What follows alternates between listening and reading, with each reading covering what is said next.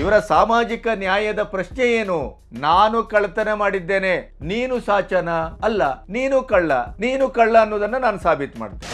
Justice Nagaprasanna ಅವರು ನಾಜೂಕಾಗಿ, ವ್ಯಂಗ್ಯಭರಿತ ಮತ್ತು ಅಷ್ಟೇ ಸ್ಟ್ರೇಟ್ ಆಗಿ ನೀವು ಬರಬೇಕಾದ ಅಗತ್ಯ ಎಷ್ಟಿತ್ತು ಅನ್ನೋದನ್ನ ಕೋರ್ಟ್ ಹಾಲ್ನಲ್ಲೇ ಪ್ರಶ್ನಿಸಿದ್ರು. ಇದು ಬಹಳ ಮುಖ್ಯ. 30 ಲಕ್ಷ ಸಾಲವನ್ನ ತೀರಿಸಲಿಕ್ಕಾಗದೇನೆ ಮನೆ 2 ಮಾರಿದಂತ ಮುಖ್ಯಮಂತ್ರಿಗಳು ತಿಂಗಳಿಗೆ 1 ಕೋಟಿಯನ್ನ ಕೊಟ್ಟು ಸಿಂಘ್ವಿ ಅವರನ್ನ ಸಾಕಲಿಕ್ಕೆ ಹಣವನ್ನ ಎಲ್ಲಿಂದ ತರ್ತಾರೆ? ಇದು ಮೂಲಭೂತವಾದಂತ ಪ್ರಶ್ನೆ. ತಾನು ಮಾಡಿದ ಈ ಭೂ ಹಗರಣಕ್ಕೆ, ತನ್ನ ವ್ಯಕ್ತಿಗತವಾದಂತ ಈ ಅಪರಾಧಕ್ಕೆ, ಆರೋಪಕ್ಕೆ ಅದನ್ನ ಕೋರ್ಟಲ್ಲಿ ಕೇಸನ್ನ ಹಾಕಿ ವಾದಿಸುವುದಕ್ಕೆ ಹಣ ಯಾರದು? ಯಾರಪ್ಪನ ದುಡ್ಡು? ಸರ್ಕಾರದ ಬೊಕ್ಕಸ. ನೀವು ಮುಖ್ಯಮಂತ್ರಿ ಆಗಿದ್ದಾಗ ನಿಮ್ಮ ಮೇಲೆ ಬರುವಂತ ಯಾವುದೇ ಆರೋಪಕ್ಕೆ ಕೋರ್ಟಿನಲ್ಲಿ ವಾದವನ್ನ ಮಾಡಬೇಕು ಅಂತಾದ್ರೆ ನಿಮಗೆ ಸುಪ್ರೀಂ ಕೋರ್ಟ್ ಲಾಯರ್ ಬೇಕು. ಅದೇ ನೀವು ಅಧಿಕಾರದಲ್ಲಿ ಇಲ್ಲದೆ ಇದ್ದಾಗ ಇಂಥ ಸಂದರ್ಭ ಬಂದಿದ್ರೆ ನೀವು ಅಭಿಷೇಕ್ ಸಿಂಘ್ವಿಯನ್ನ ಕರೆಸ್ತಿದ್ರೆ.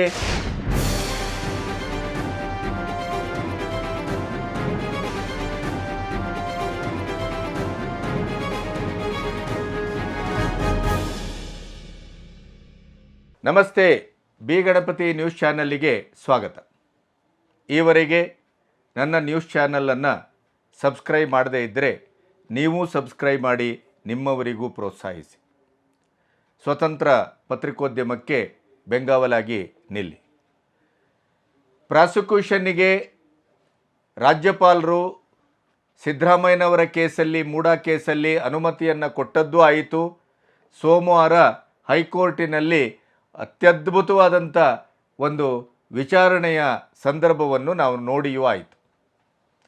ಇಲ್ಲಿರುವ ಪ್ರಶ್ನೆ ಬಹಳ ಮೂಲಭೂತವಾದದ್ದು. ಈ ಪ್ರಾಸಿಕ್ಯೂಷನ್ನು ಎಷ್ಟು ಸಮಯವನ್ನು ತೆಗೆದುಕೊಳ್ತದೆ? ಕಾನೂನಿನ ಪ್ರಕಾರ ಇದು ಯಾವ ರೀತಿಯಲ್ಲಿ ನಡೆದು ಹೋಗುತ್ತೆ? ಹೈಕೋರ್ಟಿಂದ ಸುಪ್ರೀಂ ಕೋರ್ಟ್ವರೆಗೆ ಯಾವ್ಯಾವ ರೀತಿಯಲ್ಲಿ ಇದು ಪ್ರಯಾಣ ಮಾಡುತ್ತೆ, ಯಾವ್ಯಾವ ತಿರುವನ್ನು ಪಡ್ಕೊಳ್ತದೆ ಅನ್ನೋದರ ಬಗ್ಗೆ ಕಳೆದ ವಿಡಿಯೋದಲ್ಲಿ ನಿಮಗೆ ಪ್ರಾಸಂಗಿಕವಾಗಿ ವಿವರಿಸಿದ್ದೇನೆ. ಪ್ರಾಯಶಃ ಆ ವಿವರಗಳನ್ನು ಇಲ್ಲಿ ಕೊಡುವ ಅಗತ್ಯ ಇಲ್ಲ. ಈಗಾಗಲೇ ಕರ್ನಾಟಕದ ಖಜಾನೆ ದಿವಾಳಿಯಾಗಿದೆ. ಪ್ರತಿಯೊಂದು ಅವರೇ ಘೋಷಿಸಿದ ಪಂಚಭಾಗ್ಯಗಳೆಲ್ಲವೂ ಅತಂತ್ರ ಸ್ಥಿತಿಯಲ್ಲಿ ನಿಂತಿದೆ. ಯಾವುದನ್ನು ಸಂಪೂರ್ಣವಾಗಿ ಮಾಡುವಂಥ ಆರ್ಥಿಕ ಶಕ್ತಿ ಕರ್ನಾಟಕದ ರಾಜ್ಯ ಸರ್ಕಾರಕ್ಕೆ ಇಲ್ಲ.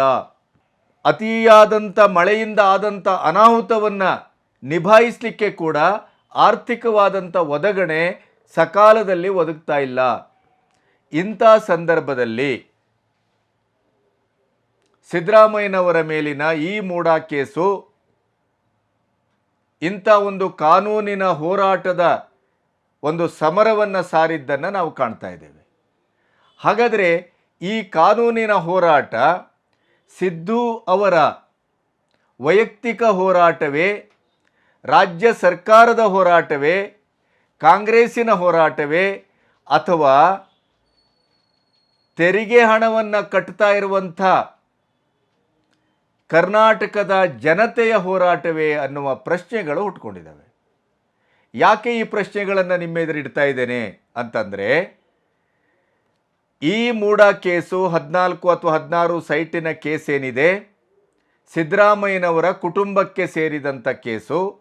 ಸಿದ್ದರಾಮಯ್ಯ ಮತ್ತು ಸಿದ್ದರಾಮಯ್ಯನವರ ಶ್ರೀಮತಿ ಪಾರ್ವತಮ್ಮನವರಿಗೆ ಸಂಬಂಧಪಟ್ಟಂಥ ಕೇಸು. ಆ ನೆಲೆಯಲ್ಲಿ ನೋಡಿದಾಗ ಅವರು ಮುಖ್ಯಮಂತ್ರಿಗಳಾಗಿದ್ದರೂ ಕೂಡ ರಾಜ್ಯದ ಬೊಕ್ಕಸದಿಂದ ಹಣವನ್ನು ತೆಗೆಯುವ ಹಾಗೆ ಇಲ್ಲ, ಅಥವಾ ರಾಜ್ಯದ ಮುಖ್ಯಮಂತ್ರಿಯಾಗಿ ಅವರು ಸರ್ಕಾರದ ಒಂದು ನೆಲೆಯಲ್ಲಿ ಈ ಕೇಸನ್ನು ಹೋರಾಟ ಮಾಡುವ ಹಾಗೆ ಇಲ್ಲ. ಅದು ಅವರ ವೈಯಕ್ತಿಕವಾದಂಥ ನೆಲೆಯ ಕೇಸಿದು. ಪರ್ಸನಲ್ ಅನ್ನುವಂಥ ಹಂತಕ್ಕೆ ಬಂದು ನಿಲ್ತದೆ ಇದು. ಹಾಗಾಗಿ ಈ ಕೇಸನ್ನು ಕಾನೂನು ಮೂಲಕ ಹೋರಾಟ ಮಾಡಲಿಕ್ಕೆ ಏನು ಹೊರಟಿದ್ದಾರೆ ಸಿದ್ದರಾಮಯ್ಯನವರು, ಆ ಹೋರಾಟವನ್ನು ಸಂಪೂರ್ಣವಾಗಿ ವ್ಯಕ್ತಿಗತವಾಗಿ, ವೈಯಕ್ತಿಕವಾಗಿ ಮಾಡಬೇಕಾಗತ್ತೆ. ಆ ಒಂದು ನೆಲೆಯಲ್ಲಿ ನಮಗೆ ಹುಟ್ಟಿದ ಕೆಲವು ಪ್ರಶ್ನೆಗಳನ್ನು ನಿಮ್ಮೆದುರು ಇಡ್ತಾ ಇದ್ದೇನೆ.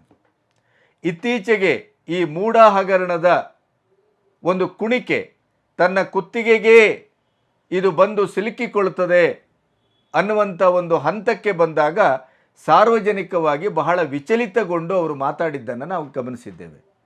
ಸಿದ್ದರಾಮಯ್ಯನವರು ಹೇಳ್ತಾರೆ, ನಾನು 2 ಮನೆಯನ್ನು ಕಟ್ಟಿದೆ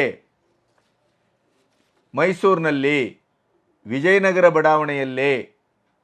ಆದರೆ ನಾನು ಅದನ್ನು ಸಾಲ ಮರ್ಚೆಂಟ್ ಕೋಆಪರೇಟಿವ್ ಬ್ಯಾಂಕಿಂದ ಪಡೆದಂಥ ಸಾಲವನ್ನು ತೀರಿಸಲಿಕ್ಕಾಗದೇನೆ, ಅದು ಎಷ್ಟು ಸಾಲ? 30 ಲಕ್ಷ ಸಾಲ. 30 ಲಕ್ಷ ಸಾಲವನ್ನು ತೀರಿಸಲಿಕ್ಕಾಗದೇನೆ ನಾನು ಅದು 2 ಮನೆಯನ್ನು ಮಾರಾಟ ಮಾಡಬೇಕಾಯಿತು, ಬಾಡಿಗೆ ಮನೆಯಲ್ಲಿ ಬಂದು ಉಳಿಬೇಕಾಯಿತು ಅನ್ನುವಂಥ ಒಂದು ಮಾತನ್ನು ಅವರು ಆಡಿದ್ದಾರೆ. ಆ ಹಿನ್ನೆಲೆಯಲ್ಲಿ ಈ ಕೇಸಿನ ಹೋರಾಟದ ಒಟ್ಟು ಚಿತ್ರವನ್ನು ಗಮನಿಸಬೇಕಾಗತ್ತೆ ನಾವು. ಹಾಗಾದರೆ ನಮ್ಮ ಈ ಅಹಿಂದ್ ಮುಖ್ಯಮಂತ್ರಿ 4.5 ದಶಕಗಳ ಒಂದು ರಾಜಕಾರಣದ ಅನುಭವ ಇದ್ದವರು, 14ರಿಂದ 15 ಬಾರಿ ಬಜೆಟನ್ನು ಮಂಡಿಸಿದವರು, ನನ್ನ ಕಂಡ್ರೆ ಕೇಂದ್ರ ಸರ್ಕಾರಕ್ಕೆ ಭಯ, ನನ್ನನ್ನು ಕಂಡ್ರೆ ಮೋದಿಗೆ ಭಯ ಅಂತ ಸ್ವಘೋಷಿತವಾಗಿ ತನ್ನನ್ನು ಬಿಂಬಿಸಿಕೊಂಡಂಥ ಈ ಮುಖ್ಯಮಂತ್ರಿಗಳು ನಿಜವಾಗಿಯೂ ಅವರ ಆರ್ಥಿಕ ಪರಿಸ್ಥಿತಿ ಆ ಮಟ್ಟದಲ್ಲಿ ಇದೆಯೇ ಅನ್ನುವ ಪ್ರಶ್ನೆ ಬಂದಾಗ ಒಂದು ಅಂಕಿ ಅಂಶವನ್ನು ಸಾರ್ವಜನಿಕವಾಗಿ ಅವರೇ ಇಟ್ಟದ್ದನ್ನು ನಿಮಗೆ ನೆನಪಿಗೆ ಮತ್ತೆ ನಾನು ಇಡಬೇಕಾಗತ್ತೆ. ಇದೇ ವಾಹಿನಿಯಲ್ಲಿ ನಾನು ಅವರ ಪತ್ನಿಯ ಒಟ್ಟು ಒಂದು ಚಿರ ಮತ್ತು ಚರಾಸ್ತಿಯ ಮೊತ್ತ ಎಷ್ಟು ಅನ್ನೋದನ್ನು ನಾವು ಹೇಳಿದ್ದೇನೆ. ನೀವು ಆ ವಿಡಿಯೋವನ್ನು ಕೂಡ ನೋಡ್ಬೋದು. 2018ರಲ್ಲಿ ಅವರು ಘೋಷಿಸಿದ ಅವರ ಆರ್ಥಿಕ ಮೊತ್ತ 8 ಕೋಟಿ. ಅದೇ 2024 ಕೇವಲ 6 ವರ್ಷಗಳಲ್ಲಿ 8 ಕೋಟಿ 8 4 32 4 ಪಟ್ಟು ಏರಿದೆ.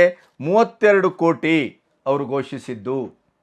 ನೆನಪಿರಬೇಕು ನಿಮಗೆ, ಉಪಮುಖ್ಯಮಂತ್ರಿಗಳಾಗಿದ್ದರು 2009-10ರ ಅವಧಿಯಲ್ಲಿ. ಆವಾಗ ಅವರು ಘೋಷಿಸಿದ್ದು 1.5 ಕೋಟಿ. ಅಂದರೆ ಕೇವಲ 10ರಿಂದ 15 ವರ್ಷಗಳಲ್ಲಿ 32 ಕೋಟಿ ಅವರು ಆರ್ಥಿಕವಾಗಿ ಘೋಷಿಸ್ತಾರೆ ತನ್ನ ಮೊತ್ತವನ್ನು ಅಂತಾದರೆ, ಅದರ ಆಚೆ ಈಚೆ ಅನಧಿಕೃತವಾಗಿ ಮತ್ತೆಲ್ಲ ಲೆಕ್ಕಾಚಾರ ತೆಗೆಯೋಣ.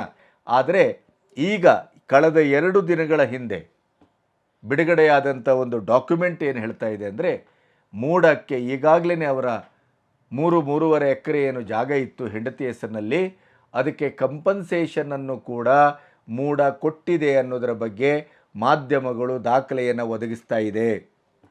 ಹಾಗಾಗಿ ಮೂಡ ಹಗರಣದಲ್ಲಿ ನಾನು ಸತ್ಯ ಹರಿಶ್ಚಂದ್ರ, ಸತ್ಯವನ್ನಲ್ಲದೆ ಬೇರೆಯನ್ನನ್ನು ನುಡಿಯುವುದಿಲ್ಲ, ನನ್ನನ್ನು ಮುಟ್ಲಿಕ್ಕೆ ಬಂದವರನ್ನು ಸುಟ್ಟು ಹಾಕ್ತೇನೆ ಅನ್ನುವ ದುರಹಂಕಾರವನ್ನು ತೋರಿಸ್ತಾ ಇದ್ದಾರಲ್ಲ ಸಿದ್ದರಾಮಯ್ಯನವರು. ಅದರ ಎಲ್ಲ ದುರಹಂಕಾರದ ಒಳಗಿನ ನಗ್ನ ಸತ್ಯ ಒಂದೊಂದಾಗಿ ಹೊರಗೆ ಬರ್ತಾ ಇದೆ. ಅದರ ಜೊತೆಗೆ ನಾವು ದ್ವೇಷದ ರಾಜಕಾರಣ ಮಾಡೋದಿಲ್ಲ ಅನ್ನುವರು ನಾನು ಕಳ್ಳ, ನಾ ಕಳ್ಳ ಪರನಂಬ ಅಂತ, ನಾನು ಕಳ್ಳ ನೀನು ಕಳ್ಳ ಅಂತ ಸಾಬೀತು ಮಾಡೋದು, ಅದು ನ್ಯಾಯ. ಈಗ ಇವರ ಸಾಮಾಜಿಕ ನ್ಯಾಯದ ಪ್ರಶ್ನೆ ಏನು ಅಹಿಂದ ನಾಯಕಂದು ಅಂತಂದರೆ, ನಾನು ಕಳ್ಳತನ ಮಾಡಿದ್ದೇನೆ, ನೀನು ಸಾಚನ ಅಲ್ಲ, ನೀನು ಕಳ್ಳ ಅನ್ನೋದನ್ನು ನಾನು ಸಾಬೀತು ಮಾಡ್ತೇನೆ. ಈಗ BJPಯವರ ಮೇಲೆ ಮತ್ತು ಕುಮಾರಸ್ವಾಮಿ ಅವರ ಮೇಲೆ 2011ರ ಕೇಸು, ಅದ ನಂತರ ಕುಮಾರಸ್ವಾಮಿ ಅವರೊಟ್ಟಿಗೆ ಇವರು ಒಟ್ಟಿಗೆ ಸರ್ಕಾರವನ್ನು ಮಾಡಿದವರು, ಅದಕ್ಕೂ ಪೂರ್ವಾಶ್ರಮದಲ್ಲಿ ಜನತಾದಳದಲ್ಲಿ ಒಟ್ಟಿಗೆ ಬೆಳೆದವರು, ಒಟ್ಟಿಗೆ ಉಂಡವರು, ಒಟ್ಟಿಗೆ ತಿರುಗಾಡಿದವರು. ಹಾಗಾಗಿ ಇವರೆಲ್ಲರ ಈ ಹಿಕ್ಮತ್ತಿನ ರಾಜಕಾರಣ ಎಲ್ಲಿಗೆ ಬಂದು ನಿಲ್ತದೆ ಅಂತಂದರೆ, ಕೊನೆಗೂ ನನ್ನನ್ನು ಮುಟ್ಲಿಕ್ಕೆ ಬಂದರೆ ನಿನ್ನನ್ನು ಬಿಡುವುದಿಲ್ಲ, ಬಿ ಕೇರ್ಫುಲ್. ಒಂದು ರೀತಿಯ ರೌಡಿಸಮ್ಮನೇ ತಾತ್ವಿಕತೆಯ ಇದು ತತ್ವದ ಹಿನ್ನೆಲೆ ಇದು. ಆ ಮಟ್ಟಕ್ಕೆ ನಮ್ಮ ಪ್ರಜಾಪ್ರಭುತ್ವವನ್ನು, ಸಾಂವಿಧಾನಿಕ ಆಶಯವನ್ನು, ಆಡಳಿತವನ್ನು ತಂದು ನಿಲ್ಲಿಸಿದ ಕೀರ್ತಿ ಸಿದ್ದರಾಮಯ್ಯನವರು ಸೇರಬೇಕು.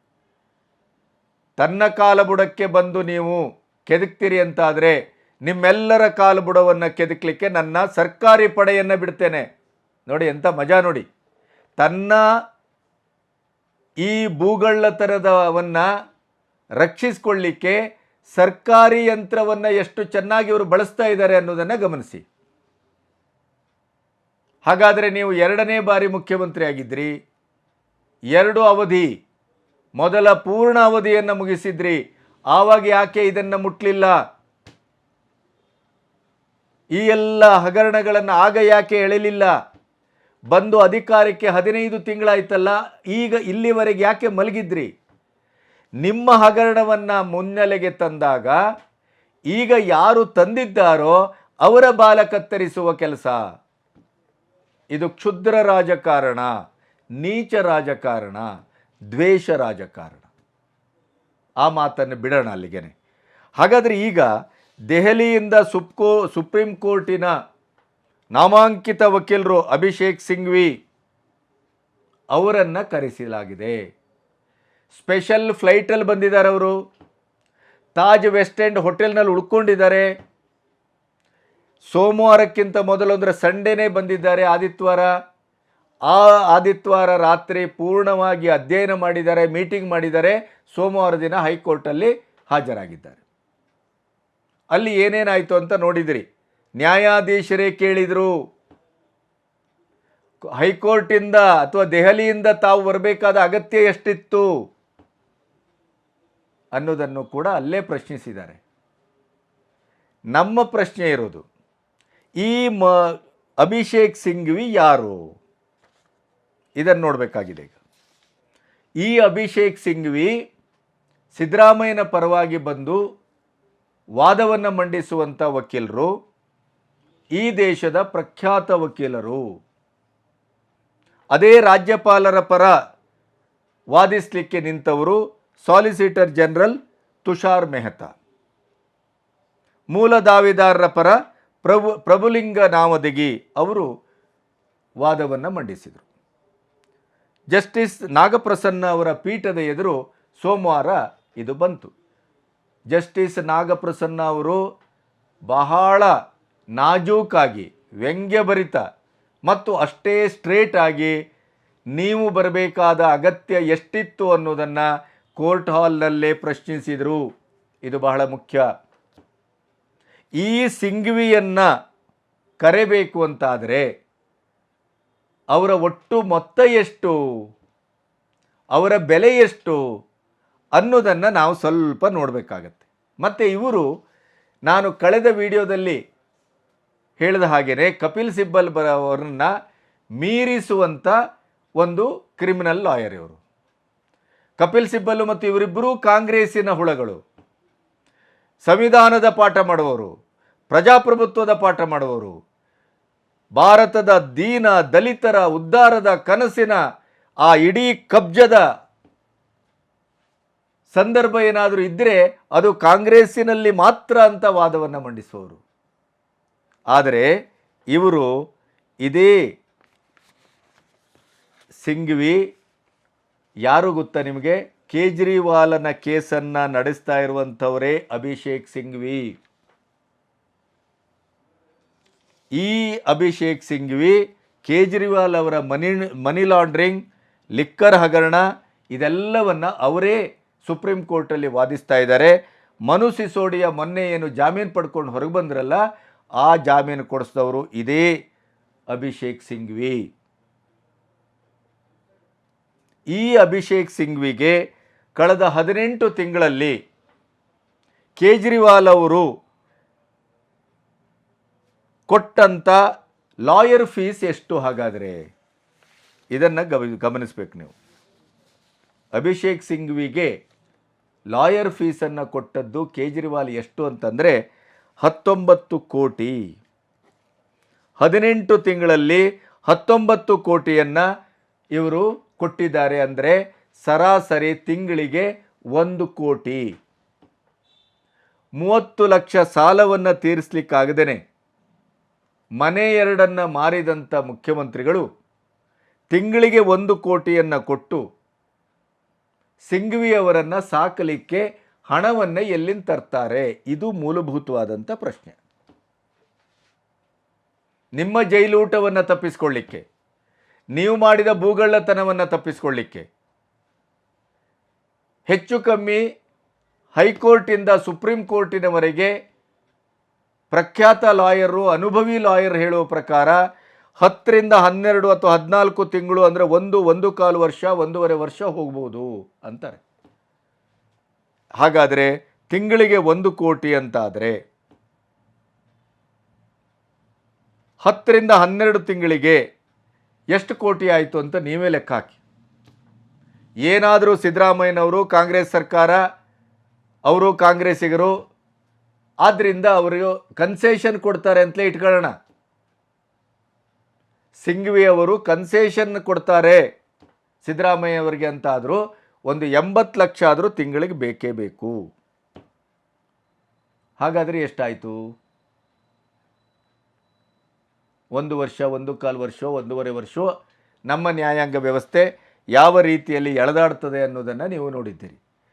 ಇದೇ ಸಿಂಘ್ವಿ ದೇಶದ್ರೋಹಿಗಳ ಪರ, ಕ್ರಿಮಿನಲ್ಗಳ ಪರ, ಭ್ರಷ್ಟಾಚಾರಿಗಳ ಪರ, ಆತಂಕವಾದಿಗಳ ಪರ, ಎಲ್ಲರ ಪರವಾಗಿಯೂ ಕಪಿಲ್ ಸಿಬ್ಬಲ್ ಅವರ ಹಾಗೇನೆ ಸುಪ್ರೀಂ ಕೋರ್ಟಲ್ಲಿ ಲಾಯರ್ಗಿರಿ ಮಾಡುವಂಥ ಮನುಷ್ಯ, ಇಂಡಿ ಕೂಟದ ಸದಸ್ಯ, ಕಾಂಗ್ರೆಸ್ಸಿನ ಸದಸ್ಯ. ಅವರ ದೇಶಪ್ರೇಮ ಮತ್ತು ದೇಶದ ಬಗ್ಗೆ ಇರುವ ಕಾಳಜಿ ಏನು, ಹೇಗೆ, ಎತ್ತ ಅನ್ನೋದನ್ನು ನೀವು ಅವರು ಮಾಡುವ ಪ್ರತಿಯೊಂದು ಕಾರ್ಯ, ಅವರು ತೆಗೆದುಕೊಳ್ಳುವಂಥ ಕೇಸು, ಇದರ ಮೇಲೇ ನೀವು ಲೆಕ್ಕ ಹಾಕಬಹುದು.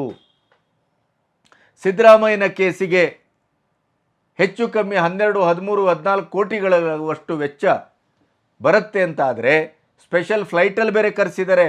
ಫೀಸ್ ಬೇರೆ, ಫ್ಲೈಟ್ ಬೇರೆ, ಹೋಟೆಲ್ ಬೇರೆ, ನೀವು ಅದಕ್ಕೆ ಮತ್ತೆ ಎಕ್ಸ್ಟ್ರಾ ಆ್ಯಡ್ ಮಾಡಬೇಕು. ಇಷ್ಟನ್ನು ಸಿದ್ದರಾಮಯ್ಯನವರು ಎಲ್ಲಿಂದ ತರ್ತಾರೆ? ಇದು ಪಾಯಿಂಟ್. ಎಲ್ಲಿಂದ ತರ್ತಾರೆ? ಇದು ಪ್ರಶ್ನೆ ಈಗ. ಹಾಗಾದರೆ ಇವರು ತನ್ನ ಕೈಯಿಂದ ಕೊಡ್ತಾರೇನು? ಯಾವುದಾದ್ರೂ ಅಧಿಕಾರದಲ್ಲಿರುವ ರಾಜಕಾರಣಿ ತನ್ನ ವೈಯಕ್ತಿಕವಾದಂಥ ಹಗರಣಕ್ಕೆ ಸಂಬಂಧಪಟ್ಟೂ ಕೂಡ ಅವರು ತನ್ನ ವೈಯಕ್ತಿಕ ನೆಲೆಯಲ್ಲಿ ಹಣವನ್ನು ಖರ್ಚು ಮಾಡಿದ್ದೆಲ್ಲಾದರೂ ನೀವು ನೋಡಿದ್ದೀರಾ? ಅದು ಯಾವುದೇ ಪಕ್ಷ ಇರಲಿ, ಕೆಲವು ಪ್ರಾಮಾಣಿಕರು ಇರ್ಬೋದು ಈ 75 ವರ್ಷದಲ್ಲಿ, ಆದರೆ 90% ರಾಜಕಾರಣಿಗಳು ಅಧಿಕಾರದಲ್ಲಿದ್ದಾಗ ಯಾವುದೇ ರೀತಿಯಲ್ಲೂ ಒಂದು ಟೀ, ಕಾಫಿ, ಅಸೌಖ್ಯ, ಆಸ್ಪತ್ರೆ, ಅದು ಯಾವುದೇ ಇರ್ಬೋದು, ಖಾಸಗಿ ಪ್ರಯಾಣ, ರಜಾ ದಿನಗಳಲ್ಲಿ ಸರ್ಕಾರಿ ವಾಹನವನ್ನು ಬಳಸಬಾರ್ದು ಅಂತುಂಟು. ಆದರೆ ರಜಾ ದಿನಗಳಲ್ಲಿ ಕೂಡ ಸಂಸಾರ ಸಮೇತರಾಗಿ ಎಷ್ಟರ ಮಟ್ಟಿಗೆ ಸರ್ಕಾರಿ ವಾಹನಗಳನ್ನು ಬಳಸ್ತಾರೆ ಅನ್ನೋದಕ್ಕೆ ಇತ್ತೀಚೆಗೆ ಶಿಬರೂರು ಅವರು ಅವರ ಯೂಟ್ಯೂಬ್ ಚಾನಲ್ನಲ್ಲಿ ಎಲ್ಲ ಟೋಲ್ ಗೇಟಲ್ಲಿ ಕೂತು ನಿಂತು ಅದರ ರಿಯಾಲಿಟಿ ಚೆಕ್ ಮಾಡಿದ್ದ ವಿಡಿಯೋಗಳನ್ನು ನೀವು ನೋಡಿದ್ದೀರಿ ಅಂತ ಅಂದ್ಕೊಳ್ತೇನೆ. ಅವರ ಇಡೀದಾದ ಸರ್ಕಾರಿ ವ್ಯವಸ್ಥೆಯ ಪ್ರತಿಯೊಬ್ಬರ ಆ ಮುಖವಾಡವನ್ನು ಬೆತ್ತಲುಗೊಳಿಸಿದಂಥ ವಿಡಿಯೋವನ್ನು ನೀವು ಗಮನಿಸಿದ್ದೀರಿ. ಅಷ್ಟರ ಮಟ್ಟಿಗೆ ಇವರು ಚಂಡಾಳರು. ಇನ್ನು ಈ ಬಹುಕೋಟಿ ಖರ್ಚಿರುವಂಥ ಮುಖ್ಯಮಂತ್ರಿಗಳು ಸಿಂಘ್ವಿ ಅವರಿಗೆ ಕೊಡಬೇಕಾದಂಥ ಲಾಯರ್ ಫೀಸನ್ನು ಮತ್ತು ಅವರ ಹೋಗಬರುವ ಖರ್ಚು ಇತ್ಯಾದಿ ವಸತಿ ಎಲ್ಲವನ್ನು ಬೊಕ್ಕಸದ ಹಣದಿಂದಲೇ ತೆಗೆಯುವುದಿಲ್ಲ ಅನ್ನೋದಕ್ಕೆ ನಿಮಗೇನು ಗ್ಯಾರಂಟಿ ಇದೆ? ಅಷ್ಟರ ಮಟ್ಟಿಗೆ ಅವರು ಪ್ರಾಮಾಣಿಕರು ಅಂತ ಭಾವಿಸ್ತೀರೇನು? ಯಾರ್ದೋ ದುಡ್ಡು ಎಲ್ಲಮ್ಮನ ಜಾತ್ರೆ. ಅಂದರೆ ತಾನು ಮಾಡಿದ ಈ ಭೂ ಹಗರಣಕ್ಕೆ, ತನ್ನ ವ್ಯಕ್ತಿಗತವಾದಂಥ ಈ ಅಪರಾಧಕ್ಕೆ, ಆರೋಪಕ್ಕೆ, ಅದನ್ನ ಕೋರ್ಟಲ್ಲಿ ಕೇಸನ್ನು ಹಾಕಿ ವಾದಿಸುವುದಕ್ಕೆ ಪ್ರಾಸಿಕ್ಯೂಷನ್ನಿಗೆ ಹಣ ಯಾರದು? ಯಾರಪ್ಪನ ದುಡ್ಡು? ಎಲ್ಲಿಂದ ಬರುತ್ತೆ? ಸರ್ಕಾರದ ಬೊಕ್ಕಸ. ಅದಲ್ಲ ಅಂತಾದರೆ ಇಷ್ಟು ಬೃಹತ್ ಗಾತ್ರದ ಮೊತ್ತವನ್ನು ಸಿದ್ದರಾಮಯ್ಯನವರು ವೈಯಕ್ತಿಕವಾಗಿ ಅವರ ಜೇಬಿಂದ, ಅವರ ಅಕೌಂಟಿಂದ ಕೊಡ್ತಾರೆ ಅಂತ ನಾವು ಭಾವಿಸುವಷ್ಟು ಮುಟ್ಟಾಳರೇ? ಇದನ್ನು ಜನ ಪ್ರಶ್ನಿಸಬೇಡವೇನು? ಪ್ರತಿಪಕ್ಷಗಳು ಇದನ್ನು ಪ್ರಶ್ನಿಸಬೇಡವೇ? ಈ ಪ್ರಶ್ನೆ ಗೌಣವೇ ಆಗಿ ಉಳಿದಿದೆಯಲ್ಲ, ಯಾಕೆ? ಅದರ ಪ್ರತಿಯೊಂದು ಅಂಕಿಅಂಶಗಳು ಸಾರ್ವಜನಿಕವಾಗಿ ಇಡಬೇಕು ತಾನೆ? ಅದು ನಿಮ್ಮ ಶುದ್ಧತೆಯ ಪ್ರಶ್ನೆ ಅಲ್ವೇ? ಆ ಬಗ್ಗೆ ಯಾರೂ ಮಾತಾಡುವುದಿಲ್ಲ. ರಾಜಕಾರಣದ ಭಾಗವಾಗಿ ಕಾಂಗ್ರೆಸ್ಸು ಅಧಿಕಾರದಲ್ಲಿದ್ದಾಗ ಯಾವ್ಯಾವುದೋ ರಾಜ್ಯ ಸರ್ಕಾರವನ್ನು ಉಳಿಸಲಿಕ್ಕೆ, ಯಾವ್ಯಾವುದೋ ರಾಜ್ಯ ಸರ್ಕಾರವನ್ನು ಉರುಳಿಸಲಿಕ್ಕೆ ಎಷ್ಟೆಲ್ಲ ಶಾಸಕರನ್ನು ಸ್ಟಾರ್ ಹೋಟೆಲಲ್ಲೇ ತಂದು ಉಳಿಸಿದ್ದನ್ನು ನಾವು ನೋಡಿಲ್ವಾ? ಅದರ ಲೆಕ್ಕ ಕೊಟ್ಟಿದ್ದಾರೆ ನೀವು? ಎಲ್ಲವೂ ಸರ್ಕಾರಿ ಲೆಕ್ಕ, ಗೊತ್ತಿಲ್ಲದೆ ಇದ್ದದ್ದೇನಿಲ್ಲ, ಎಲ್ಲವೂ ಸರ್ಕಾರಿ ಲೆಕ್ಕ. ನಮ್ಮ ಬೊಕ್ಕಸದ ಹಣವನ್ನು, ನಮ್ಮ ವಾಲ್ಮೀಕಿ ನಿಗಮದ SC ಹಣವನ್ನು ಲೋಕಸಭಾ ಚುನಾವಣೆಯ ಬೇರೆ ಬೇರೆ ರಾಜ್ಯದ ಚುನಾವಣೆಗೆ, ವಿಧಾನಸಭಾ ಚುನಾವಣೆ ಅಲ್ಲಿ ಇಲ್ಲಿ ಎಲ್ಲ ಬಳಸಿದ್ದನ್ನು ಇವತ್ತು ಅದರ ತನಿಖೆಯಲ್ಲಿ ಒಂದೊಂದೇ ಹೊರಗೆ ಬೀಳ್ತಾ ಇದೆಯಲ್ಲ. ತೆಲಂಗಾಣದ ಚುನಾವಣೆಯಂತೆ, ಅಲ್ಲಂತೆ ಇಲ್ಲಂತೆ. ಹಾಗಿರುವಾಗ ಮುಖ್ಯಮಂತ್ರಿಗಳ ಈ ಮೂಡಾ ಹಗರಣದ ಪ್ರಾಸಿಕ್ಯೂಷನ್ಗೆ ಈ ಸಿಂಘ್ವಿ ಅನ್ನೋವನ್ನು ಕರ್ಕೊಬಂದು ನೀವು ವಾದಿಸ್ತೀರಿ ಅಂತಾದರೆ ಅವರಿಗೆ ಕೊಡುವ ಫೀಸನ್ನು, ಕೋಟಿಗಳನ್ನು ನಮ್ಮ ದುಡ್ಡಿಂದಲೇ ಕೊಡ್ತಾರೆ ಹೊರತು ಅವರ ಕೈಯಿಂದ ಕೊಡುವುದಿಲ್ಲ. ಇದು ನಿಶ್ಚಿತ. ರಾಜ್ಯದ ಜನತೆ ಇದನ್ನು ಬಹಳ ಚೆನ್ನಾಗಿ ಅರ್ಥ ಮಾಡ್ಕೋಬೇಕು. ಸಿದ್ದರಾಮಯ್ಯನವರಿಗೆ ಇನ್ನೊಂದು ಪ್ರಶ್ನೆಯನ್ನು ಕೇಳಬೇಕು.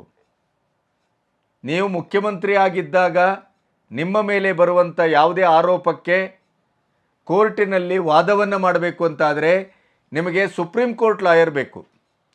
ಅದೇ ನೀವು ಅಧಿಕಾರದಲ್ಲಿ ಇಲ್ಲದೇ ಇದ್ದಾಗ ಇಂಥ ಸಂದರ್ಭ ಬಂದಿದ್ದರೆ ನೀವು ಅಭಿಷೇಕ್ ಸಿಂಘ್ವಿಯನ್ನು ಕರೆಸ್ತಿದ್ರೆ, ಕೋಟಿಯನ್ನು ಕೊಟ್ಟು ಸ್ಪೆಷಲ್ ಫ್ಲೈಟಲ್ಲಿ ತಾಜ್ ವೆಸ್ಟ್ ಎಂಡಲ್ಲಿ ತಂದು ಉಳಿಸ್ತಾ ಇದ್ರೇನು?